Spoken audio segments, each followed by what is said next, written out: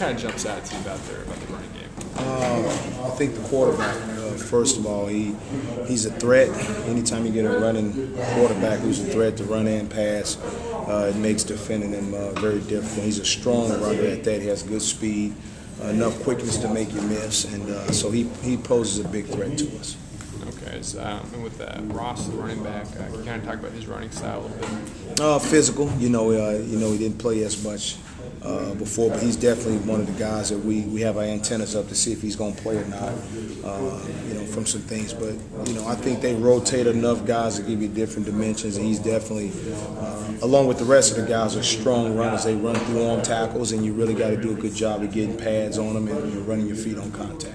Okay, is that a team that are they kind of more of an inside run team, or do they mix it up a little bit? They mix it up. They run the zone read series, which most college teams are running nowadays. But they like to get on the perimeter so that they can exploit you. But if you overplay them outside, they hit you inside. You stack up inside, they like to go outside. So we just got to do a good job of playing assignment football and making sure everybody has their responsibilities. And if we do that, we think we can at least slow these guys down and try to contain the run game. Okay, and with Ben Heaney, I guess, what do you kind of want to see him improve on in second week?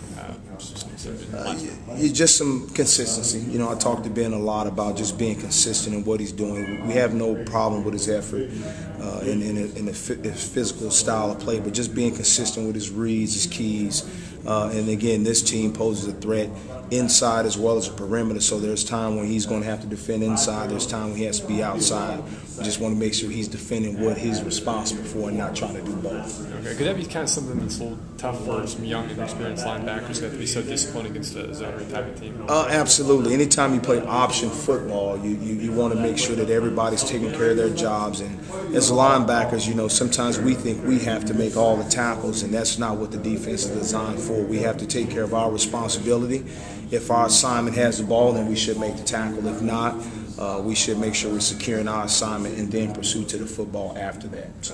Okay, I guess what was the difference you saw from watching week one compared to some of the film you watched last year in terms of their style of offense? With Rice, much hasn't changed. They're very comparable to what they did last year. Again, it's only one game in, but a lot of what they showed against UCLA has definitely shown up from what they did last year. So the quarterback, again, looks a little quicker, a little bit stronger. Those receivers, tight ends are good on the perimeter as far as their blocking and as well as receiving the ball. So not a lot has changed, but I'm sure they'll have something new that we'll have to adjust to on the sidelines and that we'll be ready for.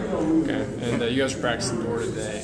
Was there kind of a reason behind that? Just coach's choice. It was his choice to take us inside, and he felt it'd be better for us to have a little bit better focus, and everybody was on board with that. The players adapted well, and just a change of venue. But once the whistle blows, we all got to go out and practice and play. So it wasn't a problem at all today. We haven't seen Anthony on the bike this week. Has he been back at practice? We're still, Anthony, like Coach has said and echoed, he's the type of guy that's such a physical presence, and he's still a little bit hampered, and he only plays at one speed. So until we can get him comfortable mentally as well as physically, we got to make sure that he's ready to go, sort of like Ben Heaney. And if he's not able to be himself, it's kind of hard to get him out there right now. So it's safe to say we probably won't see him again this week? We got a couple more days, and if he can get out there and get in the mix, then we'll factor him in when he's ready. Ben Heaney, he's talked about how you've kind of had to remind him to slow down, just let them slow down, and you don't have to make every play, just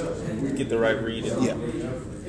Once he gets more comfortable with playing that position, can you start to speed up a little bit, or how does that absolutely. work? I mean, he has the speed, the hustle, the toughness. He has all the attributes of a linebacker that you want, but his key and diagnose can be off at times because he's trying to do everything so fast. And once he's able to understand the game again, I asked him if he played any at linebacker last year. He said he had no linebacker snaps. So I have to remind myself this is still a first-year guy at linebacker. He's a special teams guy that played hard, but his first year at linebacker, I'm trying to get him to understand the keys take you to the ball more than your ability. And me trying to get him to understand that he sees it on tape, but it's still hard to comprehend when you're actually out there. So I can relate to him how he's doing that, but it's my job to get him to slow down, and I constantly have to remind him of that.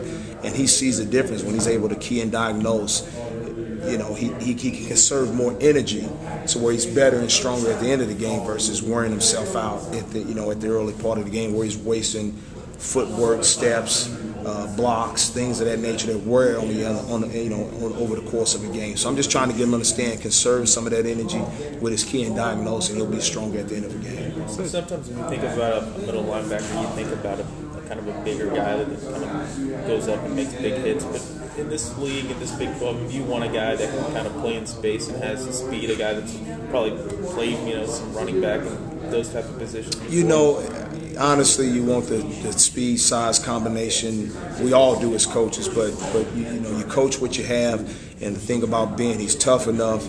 You like him to be bigger, but he'll get bigger, with time, I think, over this next couple of years. But you can't measure his heart that he plays with. I mean, the kid is relentless every snap, and if we can get other guys playing with that type of tenacity, we'll be better as a defense overall, period, because we run to the ball. We preach running to the ball, and our kids are starting to get that more and more each day. But the size-speed combination in this division or conference, you have to have both. You want guys big enough to play the run, but quick enough and fast enough to play the pass, because it's such a spread league, but they also run the ball between the tackles. So I think Ben fits the mold a little bit, but you always want a little bit more size if you can have it. Saw Skyler get out there a little bit on Saturday. Can you evaluate his performance?